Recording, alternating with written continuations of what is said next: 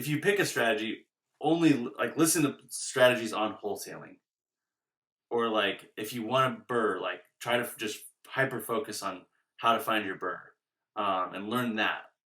Don't like listen to burr and then the next day listen to how to buy sheds. Right. Like, I just think that can just really confuse you. You're checking out the Investor Shed podcast with Nick Beveridge and Jeremy Kitchen. They're on the path to financial freedom and they're taking their community with them. Stay tuned for the best free real estate investing advice on the internet.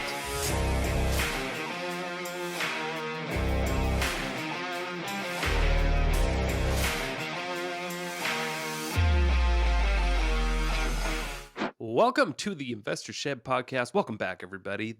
Today we have Jeremy Kitchen again. Again, you can't get rid of me. I'm like a plague. I'm here until you fire me.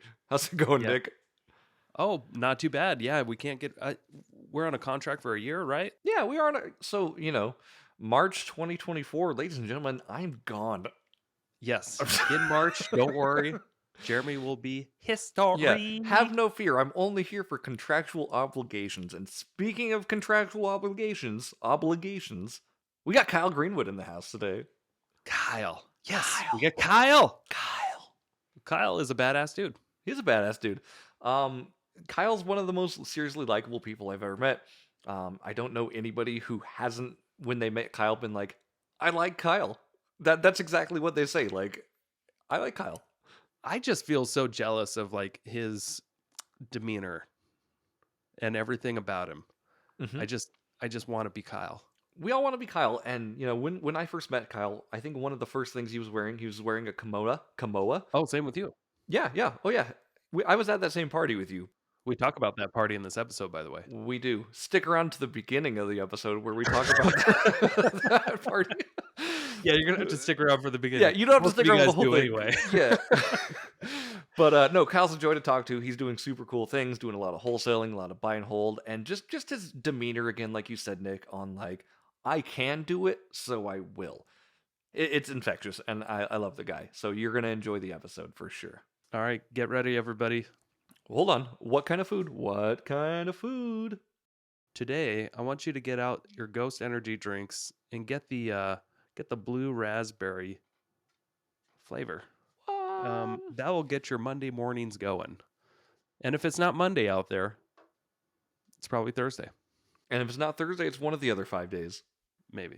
Check out the episode. Kyle, everybody, here we go. Kyle. All right, welcome back to the Investor Shed podcast here this morning with Kyle Greenwood. Good morning, Kyle. Hey, I love it. Kyle just got back from a long bike ride. Tell us about it. biked around Lake Ponderay up in North Idaho. I live in Sandpoint, so I started in Sandpoint, headed south down to Bayview, and then went around the Green Monarchs. For anyone who doesn't know what the Green Monarchs are, they're big mountains with only Forest Service roads through them. Camped on the lake that night, and then finished up on the north end of the lake at Hope, Idaho. Mostly gravel riding.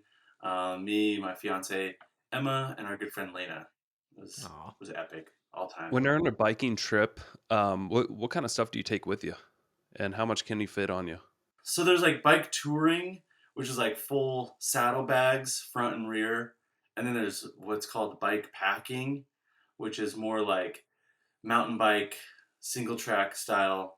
And we do kind of like a hybrid of that. So we have two front panniers and then some like inline bags. So like a frame bag.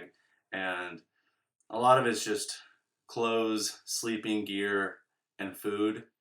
You don't want to bring beer, so you usually bring like whiskey because it's a little smaller.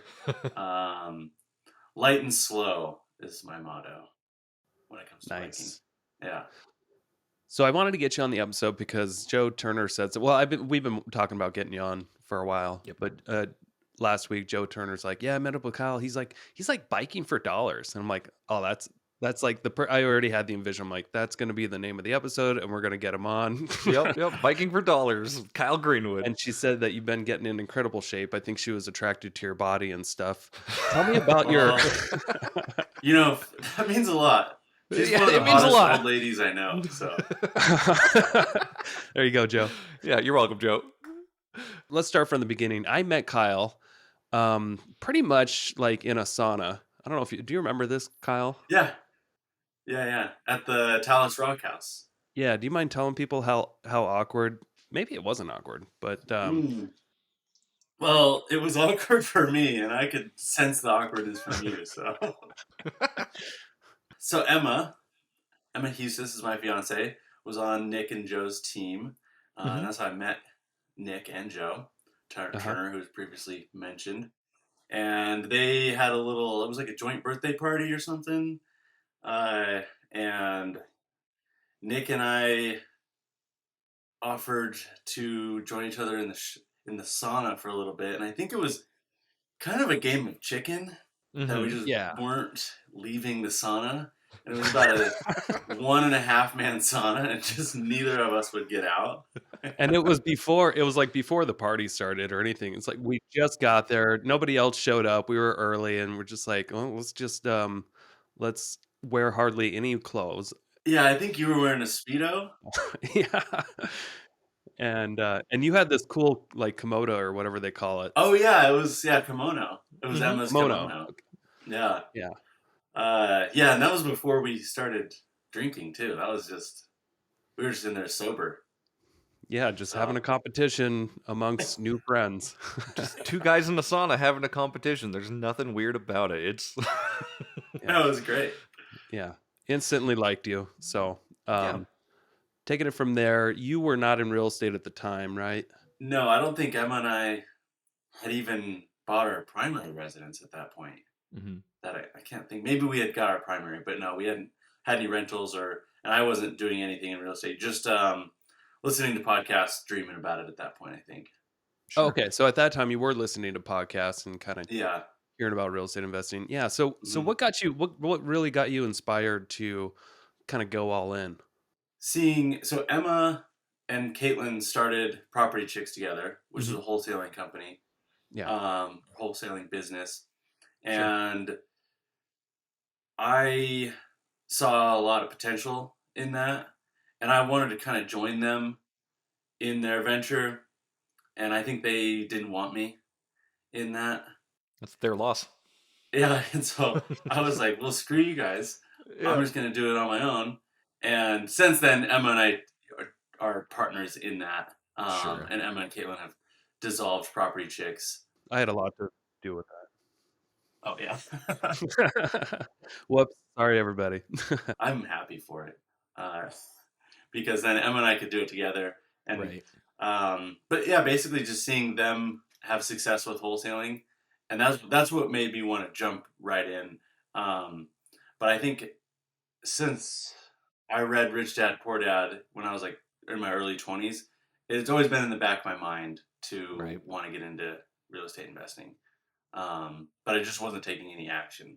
Okay, so your girlfriend, now fiance, at the time she was on our real estate sales team and just started doing wholesaling. And prior to all this, you had already kind of gotten the itch, the entrepreneur type of itch, listening to Rich Dad Poor Dad or reading that.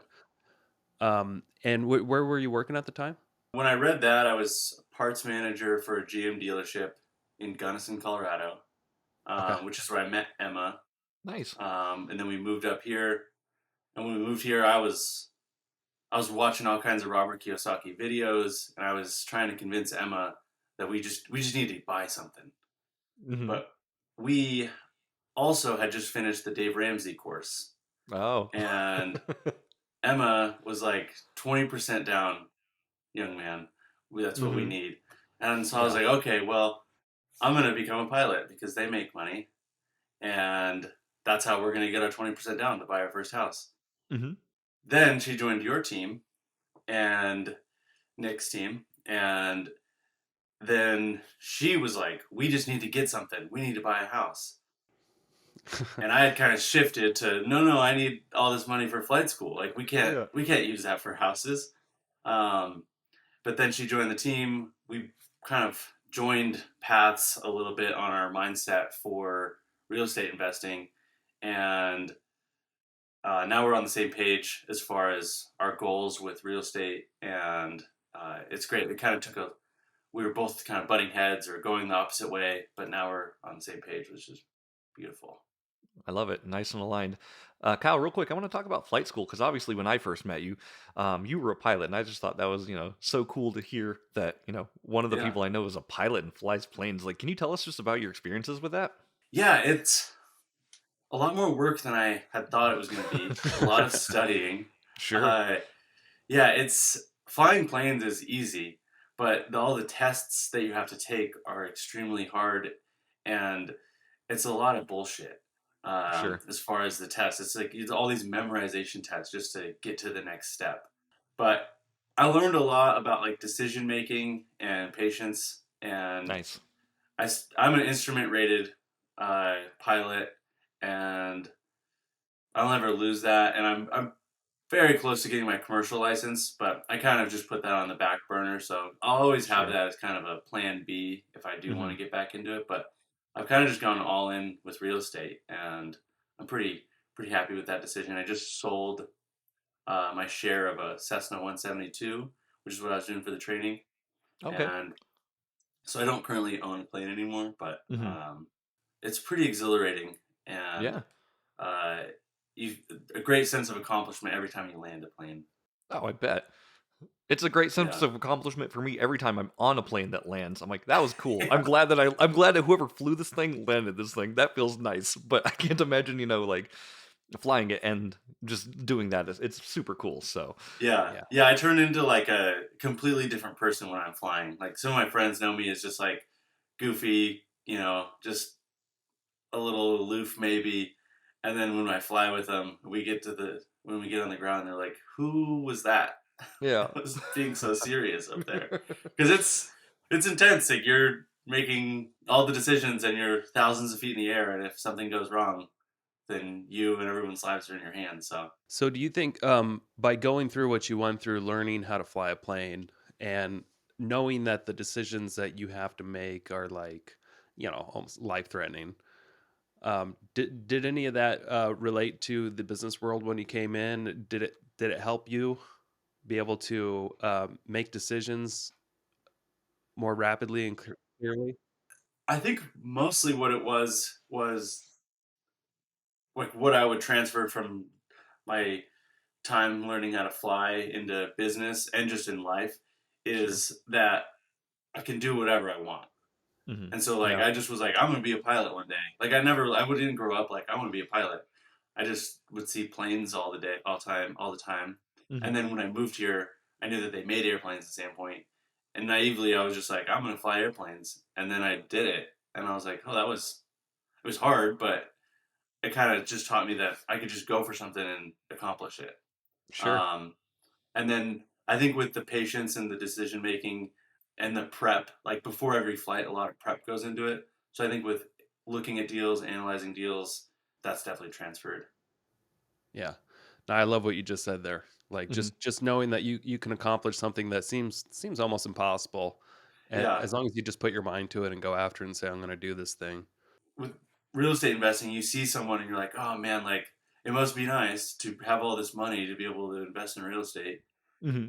But if you just do it, you can learn that you don't really need a lot of money and anyone can do it. It's just you have to put the work in Yeah. and spend the time doing it and doing the activities that produce the deals and the opportunities. That is one of the things that I respect about you most, Kyle. Like obviously, like you've started in this industry, relatively recently, kind of like I have. But from an outsider's perspective, watching you, like I see you do the thing, and it's you're like I can do that, so I'm going to. Like when you just like 2 years ago, I didn't think you knew anything about real estate investing, right? And then you're just I like, did. I think I'm going to wholesale, and I think I'm going to do this, and then you just do it, and I think it's super cool. Yeah. Well, I appreciate it. And I have to give a lot of credit to Emma and Sure. like Nick and Joe. Just if I would have if Emma would have let me started buying real estate before when we first moved here, when I was just watching YouTube videos, who knows how much money we would have lost. We could have been successful, but I think Emma joining that team, the Idaho REI team, was huge launch pad for our success. And I'm really okay with taking risk. I'm very optimistic, and Emma's the complete opposite. So I think that we're a great pair, and she had done a lot of this stuff that I'm doing, and so it was pretty easy for me. I could just call her and bug her all the time to make sure I'm doing it right. I love it. And will be like, slow down there. No, that's awesome that you guys complement each other so well. Mm-hmm. Yeah. Can you start talking about the first couple of deals that you got into? I guess the first one would be the main house that you live in now, right? Yeah. So tell us, how were you able to purchase your house? And I believe you also were supplementing the mortgage for a little bit there with like Airbnb too, right? Yeah, and we have a roommate currently. Okay. So the house that we live in right now, we bought with our friend Tyler Wagner, who's on the REI team, Mm-hmm. and he wanted to help us, and he also wanted a lower interest rate, and so Emma and I living in it makes it our primary residence, and so we formed an LLC, and all three bought it together, using Tyler's money and Emma and I's primary residence in the house. Sure. And I don't know why I say in quotes because we do live here. And honestly, I think Tyler could have used his money to make more money or buy more investments, but I think he just really wanted to help us. And Yeah. it really did help us. And like Emma and I used no money to get into this house. Nice. And so we own, I think it ended up being like 46% of it. Mm-hmm. And Tyler owns the rest.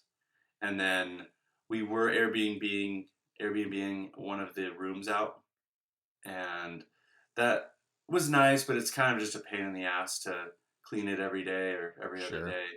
Have a stranger in your house, and so we just decided to get a long-term roommate, and he's been great. So you guys bought it in an LLC, and it still counts as a primary residence for you guys. So you got an FHA loan on it. Yeah. Yeah, very cool. Yeah. And with like the rent, obviously, like, and I want to go back to talking about Tyler. Like you said, he talked about how he could have made more money elsewhere, right? And I think that means you're in the business with the right people. Like a lot of things I could have done could have made me a lot more money. I don't care about the money. I care about the relationships, and I want to like build my business with the people who want to build me up. Yeah. And that shows character on all sides of that for sure. So when you guys are renting out the room, do you guys split the rent then? So does Tyler get the 54%? You guys get the 46% of the rental income? Okay. Yeah. So I think the mortgage, it just went down, but I think our mortgage is like 2,100 with insurance and everything. So monthly payments like 2,100, and then Emma and I actually pay rent into the LLC, which is 2,500. Gotcha. Okay. Then whatever if we were Airbnb-ing this out and making more than 2,500, Emma and I get to keep that. Gotcha. So whatever we rent out the house for is Emma and I's. Gotcha. I mean, I'm sure if we were like bringing in like 4,000 a month somehow, we would probably have to renegotiate with Tyler because sure. Yeah. But we feel 2,500 is like market rent, and then that just goes into our bank account, and we're essentially paying ourselves half of that every month for the cash flow. That's awesome. And it's a brand new house, so it's not a lot of expenses coming up. Let me summarize this real quick, just for those that maybe lost what you were saying there. You partnered with this other guy on the real estate team who was acting kind of more as a mentor, right? For you and Emma. He had some money to park in the form of like a down payment, right? Yeah, correct. And with an FHA loan, what was it, a $400,000 house or something? 440, roughly. 440. Do you remember how much he needed to come up with? I think he had 10%. Okay. Oh, okay. Yeah, so he was hoping to have 20%, but he had 10%. And so that's how it ended up being that we only own 46%, because whatever his down payment basically went like off the top of the piece of, or the pie, So I think he had like the initial 10% of the house was his equity, and then The loan amount we just all split. Okay. So, and then you guys buy it in an LLC, or did you have to transfer it into an LLC since you got an FHA loan? So we bought it in all three of our names, and then we quitclaimed it into an LLC. Gotcha. Okay. And so the business that you guys own together, I think Jasper Estates or something, right? Yep, that's the name. Yep. So that business pays a mortgage of around $2,200 a month, but it's getting income of $2,500 a month from you, the tenants. Correct. And you guys are allowed to sublease it if needed, so you can try to produce more income to offset what it would cost. Yes. And then we have an agreement that I think we signed a year lease, which is up in January. I forget the month, but we'll renegotiate Emma and I's monthly rent, which I think we're going to keep it at $2,500. But if Emma and I were to move out, then the three of us will manage it and find tenants together. So as of right now, Emma and I are the property managers and the tenants, being that we live in it. But once we move out, which is the goal to find a new primary, then the three of us will figure out what the management looks like and how much we want to rent it for. I think that's really awesome. I actually never heard that story until today. So Oh, really? Yeah, that's super cool. Like on a lot of ways, because you were able to get into a primary residence with, and I want to stress this, zero money down. Yeah. Right? Like if people think you great. can't do this stuff, you can. Yeah. You just gotta be a little bit more creative. That's really cool. It's all about, surrounding yourself with people who are in real estate. Oh, yeah. And like Emma joining the team and us going to the meetups, and you can't learn how to do that by watching a YouTube video. Like, you're not going to meet that guy to help you do that. I don't think a lot of people would have even done that deal, but Tyler just loves Emma and I, and I think it was just a good move for him because interest rates were low. It was a brand new house in what we think is a really up and coming area. They're building a beach right up the street from us, and there's currently this lead deposit slab right on the lake, but they're cleaning it up. So this is kind of like one of the last frontiers of the Sandpoint area. I love it. For those out there listening thinking, oh yeah, I'll never find a Tyler to help me out, like there's not with that attitude. Tyler's not just it's not just a nice guy. There's a lot of logic to what he was doing. Emma's on his team, so the better Emma did, the better he did. So if Emma's living situation is kind of taken care of and she can just focus on selling real estate, the more she sells, the more Tyler would make a little bit of money on the side through that on the team. And also he knew that he was buying a property with you guys in a location that didn't have a lot of inventory. It was a new construction house. It's not going to need much repairs for 10, 15 years. And in a great location, and at like $400,000 when most of the homes in that area are going for $500 or $600, right? Yeah. So it was also an equity play too. It's not just about the small little bit of cash flow on his investment of 40 or 50,000. It was all the things that came with it, plus the creation of his cost basis with what it's worth today. Sure. Yeah. I think that's a good point and a good summary of why Tyler was willing and wanting to do this deal with us. And just with the low down payment from, like, obviously if he only had to come with 10%, he had to come up with roughly $40,000 to get into this house. Yeah. And so, like, let's take that number, right? When you guys sell, if you guys sell, and I'm sure that's not your play ever, you want to keep it and rent it and obviously get that rental income. But if you end up selling, he's going to be paid back and he's going to be able to get more money off that. I think it's a win-win. And he's setting you guys up and he's setting himself up. He's got great tenants too, because we own part of the house. So I'm not calling him to do anything. Like, I called him like 8 times to help me hang the gutters, and then I just did it myself. Nice. Yeah, but at least you put up gutters. Like a normal tenant's not going to care about gutters. Yeah, exactly. They're going to let the yard go. You're invested in the property, so you want to keep it obviously as clean and nice as you can. So when you rent it out, it's worth even more, right? That's awesome. It's kind of as of right now, a set it and forget it investment for him. Yeah, it's been great. I had this two duplexes that I built in Post Falls, and they got rented within the last few months. and I just sold them, but we did a walkthrough of each unit, and these were new construction duplexes. They were nice. We had tenants that were paying a decent amount, $2,000 per unit, and they were trashed. Nobody was taking care of anything. Yards weren't getting mowed. Laundry all over the house, and these people knew that they were having people walk through. And like it was just you never know what you're going to get with tenants. So it's Yeah. not if there's a tenant owner, they just treat the house differently most of the time. Yeah, I agree. And Yeah, that's I've heard this as well. I think like if you guys are ever doing, walkthroughs on your duplexes or anything like that, Nick, you can give them like, hey, if you clean up the house, I'll give you $50 off your rent or whatever, right? And that's an incentive for people to clean. I don't know if it would have worked, but It didn't matter. I mean, we sold the duplexes anyway. It's just it's sad to see, you build something brand new, you get it rented, and then the tenants just don't have the same care for a house if they know they're there temporarily versus this is an investment of mine. mindset, obviously. Yeah. So Kyle, let's talk about your next move. What did you guys do? And how did you buy your next house? so property chat chicks, bringing it back to those girls. Yeah. They were sending out postcards using Deal Machine, and Emma and Caitlin had got a house in Kellogg that Emma took the call, and she came home one day and was like, "Do you want to buy a rental property in Kellogg?" And me, being optimistic and will take on any risk, I was like, "Yeah, Yeah. if you want it, I definitely want it." Sure. And so we got her under contract, and we went and looked at it with the inspection, and it was, for a lot of people, probably a tear down. It was in really bad shape. I think in the Silver Valley, it's not quite a tear down, but it was a 100-year-old house.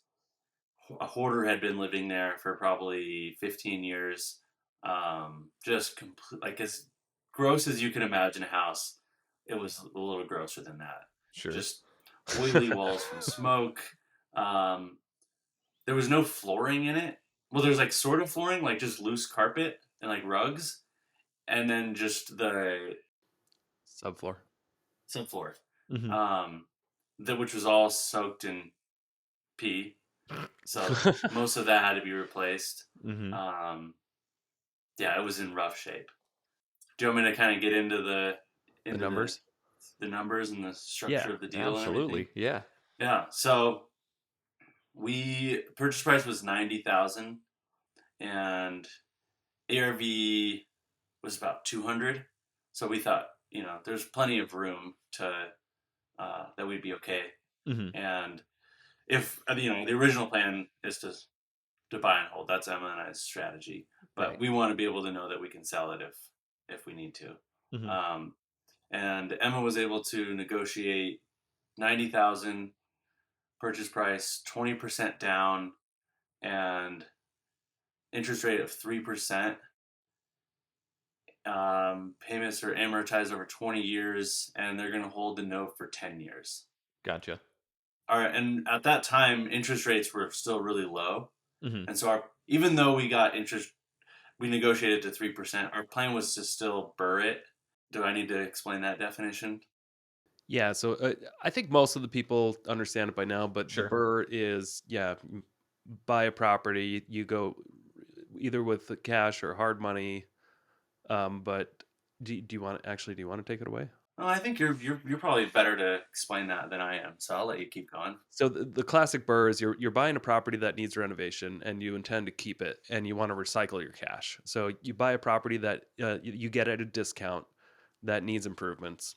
The next is the R, and that's you renovate the property, and then you rent it out, and then you refinance the property. So then you're going to get a loan based off whatever it's worth after you've done the renovation and it's rented. And then the bank will give you a loan, typically somewhere between 70 to 80% of the current value of the home.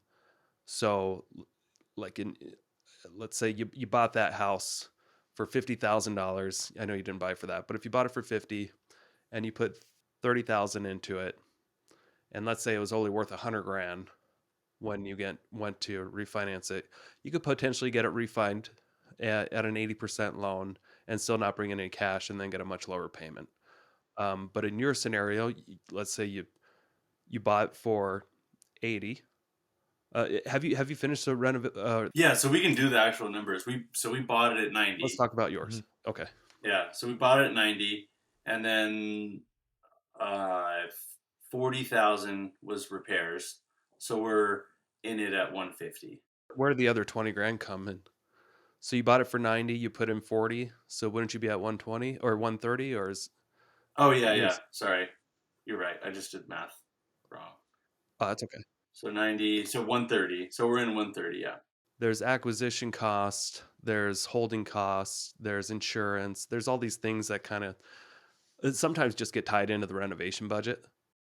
Yeah, we put 20% down, so a little less than 20,000. So I think with like holding costs, the rehab, and our down payment, we probably used about between $40,000 and $50,000. Okay. Call it 50 with the down payment. Sure. And where did all that money come from? So Emma and Caitlin did a little mini flip on a house in Smelterville, Idaho. J Street. Yeah. Great little city there. So she had 40,000 from that, and then we actually borrowed money from Emma's dad for like a couple weeks, Nice. just to Okay. kind of keep us afloat to get. So he lent us the down payment and a little bit of rehab money, to kind of get the deal done while we were waiting for the house to sell. And then as soon as Emma's little flip sold with Caitlin, then we just used that money to pay Emma's dad off. And then we were still a little shy of everything, so we used interest-free credit cards to do some of the Home Depot runs. Nice. I think we ended up racking up $10,000 to $15,000 on the credit card. Okay. Easily doable. Yeah. Yep. Yeah, easily. That's nothing. Yeah, couple company dinners went on there. Right. Yeah. So I'm gonna pause you real quick. You said something that I'm gonna highlight because it's I think what really separates the people that make it on podcasts and those that don't, and the people that build wealth and those that seem to just kind of struggle through life, no matter how much money they make. Emma went and she made active income. She made 40 grand on a flip. A lot of people, they take that money and they spend it on the day-to-day things and paying off debts and that kind of stuff. But what you guys did was you chose to take that money and invest it into more property that you held long-term. It was your goal Yeah. to, I'm going to buy a rental with this instead of all the other things you could buy. So that's the huge difference that I've noticed over the last decade, that separates the people that make a lot of money in this world and have nothing, and those that end up creating a large net worth. And you guys did the right thing in my eyes. You made profits from your flips that you turned and dumped right into a rental. So that's something hopefully people don't gloss over too much. That's the key difference that makes, in my opinion, successful investors from those that eventually burn out. Yeah. Well, and when you've never gotten a $40,000 check before, it is very inviting to start buying stuff. Oh yeah. Yeah. And so I think putting that money, like reinvesting that money immediately, was the right move, instead of just like checking your Wells Fargo and being like, that's some money in the bank. Because most people don't make $40,000 checks. Yeah, I couldn't agree more, Nick. That it was, now we're a year out from buying that house, maybe a little over a year, and it's cash flowing. We have tons of equity in it, and we would probably get into it, but we use that equity to buy another house, and that house has equity, and so it's all from one flip. Right. That we could have blown that money very quickly. Yeah. And it's so easy to do. I remember the Yeah. first flip that I did, we reinvested half the money into the next project, but the other half I spent on like a wedding and a wedding ring and that kind of stuff and just paying off debts and all that. Mm-hmm. But if I didn't reinvest half of it, I wouldn't be nearly where I am today if I didn't Yeah. start that ball Yep. rolling hard and fast. And I think we did kind of stress ourselves out a little bit with this rehab because we were doing a lot of the work ourselves, but it was kind of a necessary stress. And now we're in a little bit more of a position where we can be more picky with what deals we want to take on, how much work we want to take on. Mm-hmm. Like I think if we bought that house today, we would probably just wholesale it, Yeah. and then use that money to buy a better rental. Right. By no means will I do it different because I feel like getting that first rental has really laid down a foundation that we can build off of. Oh yeah. Yeah. So talk about us how you steamroll it into the next deal. Obviously, because you're using the money and you're reusing it and you're burring. And what's the next deal look like for you guys? Yeah. So I kind of went off on a little tangent with the burring, No. or we did, but I the original plan was to burr it, Mm-hmm. and I'll just do some like quick guerrilla math. Just like let's say we did burr it, what that would have looked like. Mm-hmm. So we'll say we had 130 into it, and it's worth 200. And then Nick, you think we could have pulled out an 80% loan on that? In the Silver Valley, more like 70, 75. We'll go 70. Mm-hmm. Yeah. So if we did burr it, we could have pulled out 140,000, Right. or got a loan for 140,000, and then we would have paid off our $70,000 loan.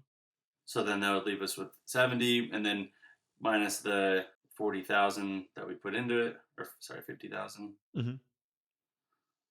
So according to my quick guerrilla math, we would have ended up with an additional $20,000. Yeah. And it would have been a cash out refi, and we could have used that money for whatever we wanted, untaxed. But interest rates shot up, and so that just wasn't an option for us. Yeah. Sure. But at least you had that 10-year balloon, right? Yeah, and it's great. And honestly, I'm kind of glad our equity is just tied into it still, Yeah. because now we can leverage it, and it's not cash in the bank that we have this option to spend on whatever the heck we would want to spend it on.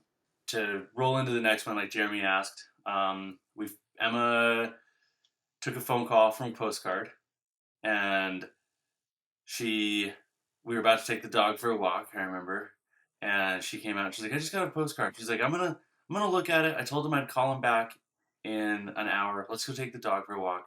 And then we came back, kind of looked at the house a little bit, and Emma used the famous phrase, well, I bought one just up the street for 90,000. And the lady said, well, I'll sell you this one for 100,000.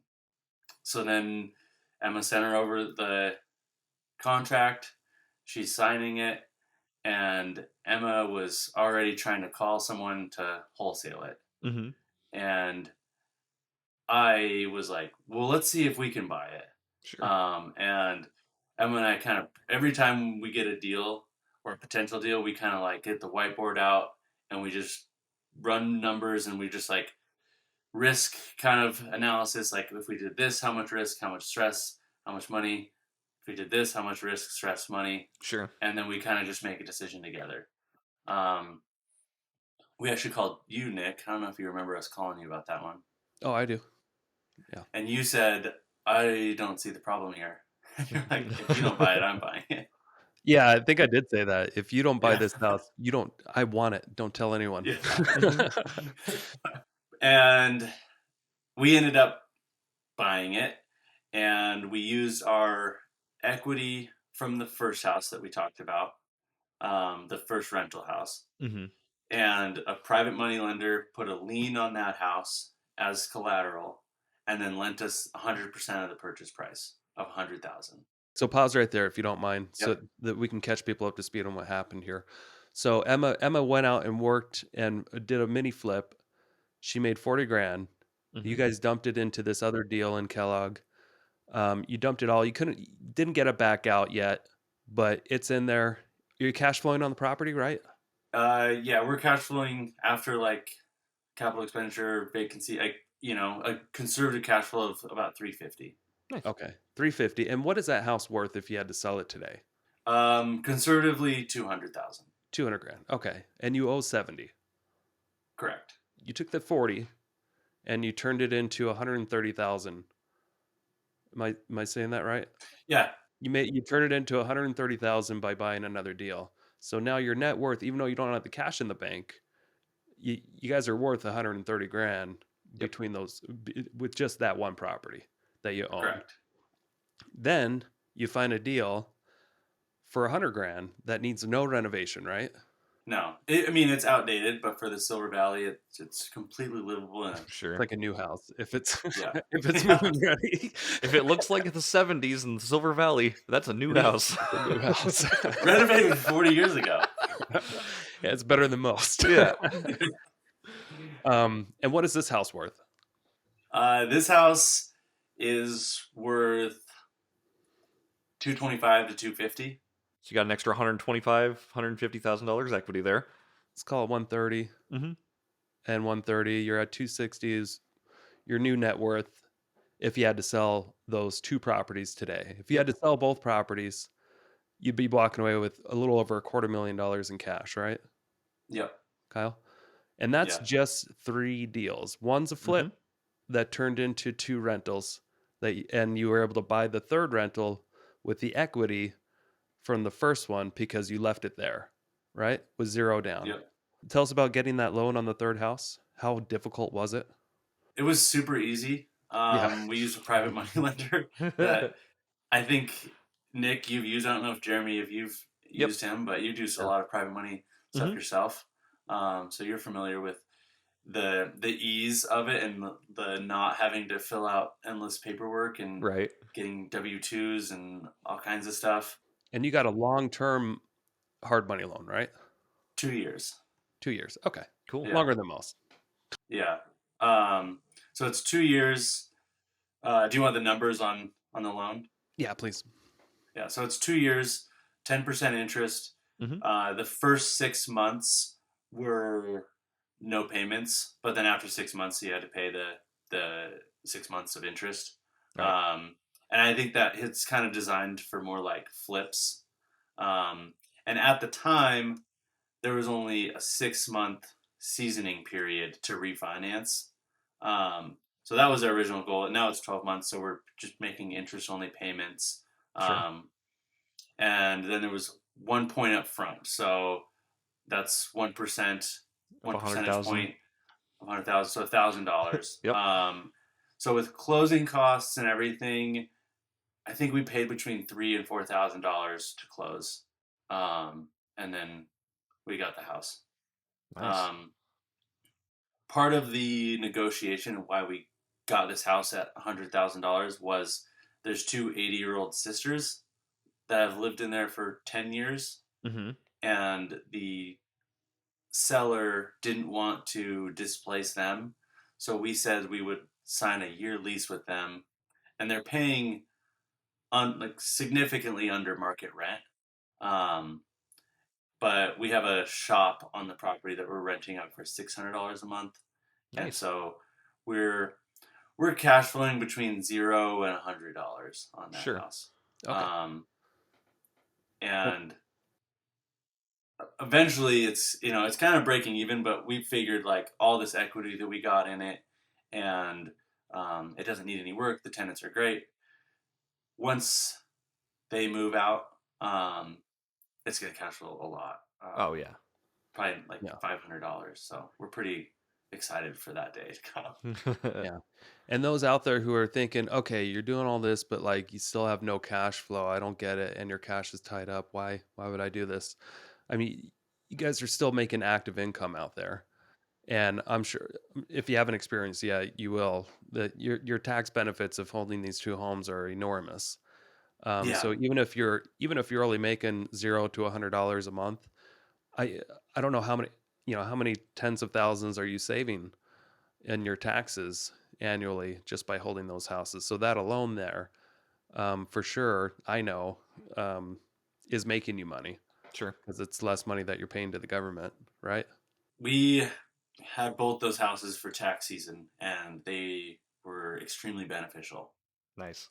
last year. So after you have to wait for the seasoning period of another 6 months or so, right?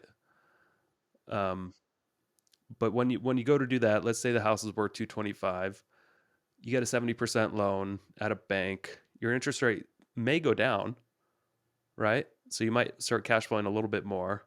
You can get a loan if you want for probably closer to 157,000. It's 70% of what it's worth. And then you can walk away with 50 grand tax free. Yeah. Mm-hmm. Is that the plan? That is the plan. It's all going to be what interest rates are at the end of January or end of December, which is when we bought the house. Sure. And if they're still high, we might wait a little bit and just continue making those interest-free payments, or not interest-free payment, interest-only payments, while we wait for interest rates to go down. The other option is we'll just see what our payment would be if we got a loan for $100,000 just to pay our private money lender off, so we Sure. can start making some money or payments towards principal. And then we would leave the equity in it and just kind of repeat the process that we did with our first rental, where we use that equity as a collateral. So at one point did you decide with Emma that you were going to put a ring on it and make it official? When I got her pregnant. Oh, okay. What? No, we've been together for 7 years. And we've been talking about it for the past like 2 or 3 years. And she had an old ring from her grandma, and I was like, why don't you let me hold on to that? And then I lost it for like 6 months. Then I found it, and I proposed to her a couple years ago, biking the whole enchilada in Moab, Utah. So so what does your business look like today? Are you still working a job? No, I retired from the restaurant business. Yeah. Yeah, I actually read most of the 4-Hour Work Week, and have you guys read that book by Tim Ferriss? Yeah. Listened. Yeah. So I was reading that, and I was like, you know what? I'm just gonna do it. I'm just gonna go for it, and quit my job, and Emma let me do it. So Nice. Yeah, I finished. I think April was the last time I worked in a restaurant, so not that long ago. So it's basically just been this summer that I've started wholesaling and trying to go full time in real estate investing. What activity? Because you have been able to wholesale properties since you quit your job. I've only done one deal. Okay, but that one deal, what made you like 30 grand or something? 35, yeah. Nice. Which I was making about $30,000 to $40,000 in restaurants. So I'm chalking it up as a win. And I have to say, if you ask Emma, half of that money is her income. So I've only made Well, half of 35 is. Even if all that math is true, you only got to do one similar deal by the end of the year to match what you were, your income in the restaurant industry, right? Yeah, I will do at least one more deal, if not 3 or 4 more deals. We've really ramped up our marketing budget since we got that first deal. Most of it went back into the business and to send out tons of postcards. So I'm getting calls all the time. I'm working multiple deals right now. We just submitted 2 offers on Friday that they both wanted the weekend to look it over. So nice. I actually called them before this podcast and they didn't answer. So it wasn't. Boo. I thought Call them again. I was hoping to have some juicy contract signed before I did this podcast with you. But there you go.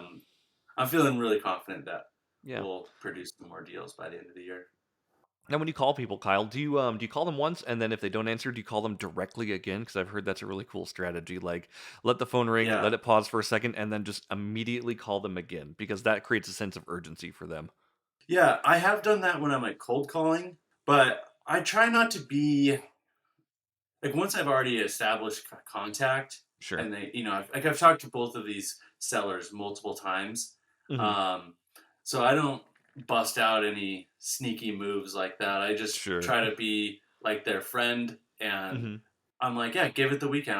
I'm going to call you. I never tell people to call me. That way I feel like I have some sort of control in the situation. Yeah. But I have done that cold calling. Or Nice. one trick Emma taught me is just the message to just say, hey, it's Kyle. I'm calling about your house. And then they're intrigued by that. Mm-hmm. And I just like getting people on the phone. Sure. And even if I don't get a deal, I just like the practice of it, of explaining what I'm up to, because I'm so new at it that sometimes I feel like I can fumble around and confuse them and myself about what this call's about. Do you have any advice for anyone trying to obviously do cold calling? Anyone to kind of get over those hurdles that you're talking about? Just rip the Band-Aid off and do it. Yep. Get people on the phone. I hate cold calling, so I don't really do that. If you have money, do direct mail, so people Sure. are calling you, Mm-hmm. and that's what we do. If you don't, then cold call. But I think just like the more you do it, the more comfortable you are at it, and just have uncomfortable calls, Yeah. and just be fine with that. It's just practice. Just pretend like you're in school and you're just learning how to do it. I love it. And I want to talk about, so when you find these deals, we talked about it before the show, obviously, but you go around Sandpoint and the town and you bike for dollars, don't you? Yeah, I do. I love it. Very similar to driving for dollars, but it's on a bike. I actually have my maps here. I don't know if you can see, but this is Sandpoint. Okay. So I literally do every single street. Nice. And then I got Bonner's here, which this one should be all marked off. And then I got Priest River here, which I haven't done yet, but done some of Priest River. But I used to just be like, I'm going to Priest River today. And then I'd be like, I don't know if I've been on the street. Yeah. And Deal Machine sometimes is goofy and it's supposed to track you, but sometimes it doesn't. And so Right. this has been a helpful visual to know where I've been. Yeah, I love your paper maps for sure. Like a guy on a bike with his maps, just looking for houses and looking for deals. I think it's super cool. Well, this lives on the desk, and then Okay. I come home and I color where I've been. Gotcha. Yeah. So is that what your daily routine is like? Are you biking almost daily, or do you have a certain amount of days a week that you do this? That's one thing I need to kind of lock in. Like Sandpoint, it took me 2 weeks probably Sure. of biking 4 days a week. Bonner's I did in a day, but a lot of it just like follow up. And to be honest, I don't really work. And that's what I wanted. I wanted to just like build this very passive business that I'm not like stressed out about, and I don't want to work 8 hours a day. So I'm trying to build it to where feel it out. But that's one thing I struggle with, having always worked, knowing how much time I actually need to put in, and whether or not that's like efficient time that I'm spending. Yeah, I work about 1 to 10 hours a week. Nice. On this. Yeah. So can you walk us through just kind of how this all works? Obviously, I know people have heard of direct for dollars or cash for driving for dollars, that kind of thing. Walk us through your process. So are you're riding your bike around looking for dilapidated properties, or are you looking for good properties? Like, what's your target? What you're looking for? Yeah. So I use the app Deal Machine, Mhm. and it's just like a map app that connects houses and the sellers. So you click on an address, it tells you a little bit of information about the house, and then it gives you the seller's name and the seller's address, and whether or not they live there, or if they're absentee owners. And what I'm looking for are distressed properties, whether that's they haven't been mowing their lawn, the siding needs to be repainted, the whole house needs to be repainted. And right now we're actually looking for a primary residence in Sandpoint. Okay. So sometimes I'll just pick a house that looks like it would be in our price range, and is it a good location? Nice. Or it's just I'm like, that's a cool fucking house. I'm mailing them a letter. I love it. Like maybe in 8 years I'm gonna buy that house. I don't know. Like just trying to get conversations started with people. Yeah. This is a tough area. I wish we had like more like suburbs where all the houses look the same, and you can like be like, that one's not taken care of. Sure. Like Sandpoint, it's like half the houses you're like, they're all potentially deal machinable. Right. Kellogg is like, you might as well send the Silver Valley. It's like, mass market the whole town. and that's what we actually do. We mail absentee letters to the Silver Valley. Awesome. Mostly just because I don't want to drive up there and bike around. Even though I will, it's just right now I feel like it's still money well spent to do absentee letters. That's actually how I got my first deal, was first round of absentee postcards in the Silver Valley. Yeah, whatever works. Try again. And that I really wanted to buy that house, but we needed money, so we needed to wholesale it. But I was able to negotiate that one to 0% down, with a 4% interest rate. But it needed a lot of work, and it would have cost Emma. It's kind of that like stress, risk kind of. We would have taken on too much risk, and then we would have spent all summer in the Silver Valley like we did last summer, fixing this house, and we're just not trying to be construction workers. So we decided to sell it and move on and go for the next one. Yeah, it's not all about the money. Sometimes it's about, like you said, the risk and the time, right? Yeah. So there's other motives, and you guys are doing great things. So Kyle, what's the biggest thing that you learned about yourself since you quit your job this year? I think to kind of bring it back to what I said about when I learned flying, like I can just do whatever I want. After I got my first deal, I was like, all right, I'm doing this. Like, this is not that hard. You just have to do the work. And the work's not hard. It's not like you don't have to be smart to do it. You just have to do it. Right. Nike. So I think that I'm able to do whatever I want. Well said. All right, Jeremy, let's get to the final questions. Yeah. Well, first off, I want to say, like, obviously, like, for anyone that knows Kyle, like, I just think, Kyle, you're just one of the most likable people I've ever met. And it's just super cool watching you do this. And it's awesome watching you learn the ropes, and just, like you've been saying this whole episode, just take action and just do it. It's very respectful and respectable, I suppose. And yeah, props to you, man. So thanks, dude. I appreciate that. Yeah, absolutely. Doing great things, man. Like I said, when we wind down the show, we just have a couple of predetermined questions we like to ask you. The first question is, if you have one business or investing book you recommend every single real estate investor read, what would that be? Probably Rich Dad, Poor Dad. I mean, the classic, the Bible, people call it. Yeah, and then I did read David Green's Burr book. Okay. And I thought that was almost a little like, not advanced, but it takes to the next step, and it's a specific strategy that I really like. So that'd be my second recommendation. Very cool. Next question for you, Kyle, is if you had $30 million gifted to one of your bank accounts, what would you spend it on? Probably a new truck and like this crazy private jet, just extravagant vacation. Like, I love it. Yeah, you would. I would spend $1 million of it immediately. Oh, sure. And just go all out, Yeah, that's a lot of money, right? You can do whatever you want with that. Just this like huge traveling like circus vacation. Sure. Yeah. I love it. It's always interesting to hear, like, would people buy, assets, or would they buy liabilities, or would they do a vacation with it? And that's a lot of money where you could do all of that, right? At that point, I'm done. Right. That's enough money you could put, like, what would you make? Actually, I'd probably just I'd put most of it into a CD and then just live off that. You could do that. Yeah, make your 4%. You'd be pretty fine off that. Or you could just, invest it privately and make 10 to 12% on real estate deals, or like, you don't have to do anything with that money. So have fun with it. Next question for you, Kyle, is if you had advice for anyone starting out or looking for their, first or second deal, what would that be? I'd just get out there and do it. Whether, like, if you have money, like, find a good agent who is an investor and can lead you in that direction. If you don't have money and you need to get creative, like, really just immerse yourself in the world and go to real estate investing meetups, start knocking on doors, use Deal Machine, find a mentor, and just take action somehow. Yeah. And honestly, listen to podcasts, specifically this one, but I think you can listen to too many podcasts. You can. And then it's like, you're just always like, oh shit, you're doing this, like the shiny object syndrome. Yep. Like, try to avoid that.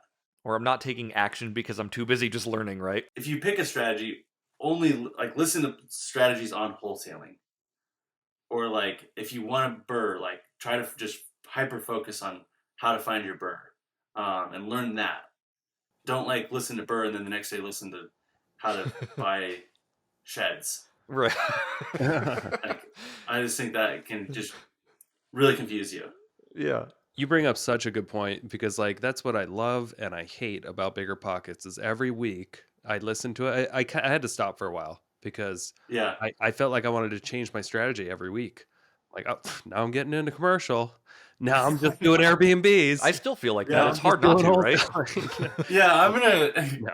Glamping is one that like really gets me. Like I've never even like ran numbers or like looked. I'm just like glamping. I just want to do that. Like it just sounds fun, and that's what Emma's really great about. Like keeping the ship like in the heading that we're supposed to be going, or that we've decided to go in. Sure. And I'm like always coming home like I'm more of the idea guy, and that's why I think our partnership really works. You got a visionary and an integrator, right? So Kyle's out here, Yeah. like, dreaming of rainbows and everything, and Emma's like, stick to the course. Exactly, yeah, and it's great. Good teamwork for sure. So, Nick, did you have something you want to add to that before I continue? No, I just couldn't agree more. It's something I struggle with too, because I always want to keep myself sharp and educated, and that's why I listen to podcasts regularly. I found it more amusing than music, but boy, does it once in a while throw me off course because I Yeah. just start getting excited about something else. Yeah. So that's something you just got to watch out for. Just remember what you're. Everybody succeeds if they stick to one thing long enough and keeps hammering at it. Yeah. One little piece of advice I would add too, like if you are going to cold call or even do follow up, one thing that I found helps is like call a friend first, or like your mom. Well, your mom can. She's probably gonna listen to this. So I love you, Mom. But, like call a friend for like 15 minutes as like a little warm up. Like get your talking out and like just get relaxed talking on the phone with your friend rather than just like sitting and just calling some person you don't know. That's really good. Or you can call Kyle's mom if you really want to. So we'll put her number in mom- the show notes below. No, my mom's great. It's just if I called my mom as like a little warm up, I would talk to her for 2 hours and then I'm like, I can't call. I'm done. I'm done making phone calls for the day. No, that's why we'll put it in the show notes for everyone else who wants to call your moms. They can use your mom as a warm up. No, not in a bad way. Kyle's mom, we love you and we respect you. We think you're great. Yeah. Jeremy wants everyone to use Kyle's mom as a warm up. Way to go. I said what I said, man. Like I'm gonna apologize to Kyle's mom who's listening to this. On the entire staff of the Investorship podcast. The entire staff. It's us. apologize. We don't have a producers. It's us. There's Dave out there who edits this. What's up, Dave? Yeah, we love you, buddy. Dave's like, I'm editing that out. I can't put my name on this. No, leave it on there. We all love Kyle's mom. Kyle's mom is the best warm up for being used for phone calls. Speaking going forward to my final questions, though, Kyle, how do you define success? Like, I'm going to answer this as far as like real estate investing. Like success in real estate investing for me looks like being financially free to do whatever I want. And what that is for me is I like to travel, go on trips. I love to mountain bike, road bike. I love golfing, snowboarding, cross country skiing, and I like learning new things too. And just like I want to free up my time to where I can spend time on that. And when I'm trying to relax, I'm not feeling like I need to be building the business and like right. I want it to be set it and forget it, And Emma and I working together, we're not trying to take over the world, and we're not in it because we just like want to collect houses. Like it's a purpose to build wealth, so then we can live our life however we want. I love it. So that's how I would define success. That's awesome. And then you kind of segued right into my next question. So I said, when you're not investing, what do you like to do with your free time? And we kind of got that, but I'm going to switch the question on you, Kyle. What's one hobby you have that's very weird that other people would find odd that you do? I think the bike touring. Some people don't understand that, like why we would go punish ourselves and going up these huge mountains and then sleeping in a tent or we didn't even sleep in a tent. We just slept on the ground. We didn't set the tent up. So I'd say that's That's a little weird. Yeah, running's a little goofy. I used to hate running, but I started running. Running is goofy. I used to make fun of it, and now I'm like, this is pretty good. I love all those memes where it's like, like if a wild, wolf saw us running, they're not being chased by anything. They're not pursuing food. What are they doing? I know. There's no Dressing point. all Next question for you, Kyle. So where can people find out more about you if people wanted to get in touch with you about your business? Where can people find you at? I don't have like a website or like a social media business, but you can just reach out to me on my like personal Instagram, which is loose_tribe, loose spelled LOOSE_tribe, or I buy houses. Call me 208-352-0469. And I'd be happy to talk to anyone about whatever questions they have. Like I'm a noob, but love talking about it. And if someone has a potential deal and they're not sure if it's a good deal, like as you guys know, people love talking about real estate, myself included. So give me a call, shoot me a text. I love it. Well, Kyle, I got to say, it's awesome again seeing your growth. I'm excited to see what you're going to be doing in the future. And we'll have to have you on in a couple of years to see where things are ended up. So, yeah, I'm gonna left me. I got this shitty Kellogg house. So I'm up here in Kellogg. The internet's not that great up here, but good to see you. And I joined the REI team. Yeah, that's an all-time low. I didn't think you'd stoop to those levels. What are you doing? No, I couldn't do anything I do without Emma, so I hope she doesn't leave me. No, yeah, I think you got a good one, and I think you guys are you're in it for the long haul, it seems. So congratulations to you, congratulations to Emma on your engagement. Thank you. Nick, take us away if you don't mind. All right, everybody, I'm taking you away. Tune in next week. Thanks, Kyle. Peace. Thank you so much for checking out the Investor Shed podcast. If you enjoyed your time, make sure to leave a 5-star rating and review on Apple Podcasts and Spotify. Follow along on YouTube, TikTok, and Instagram at The Investor Shed for shorts and promos about each episode.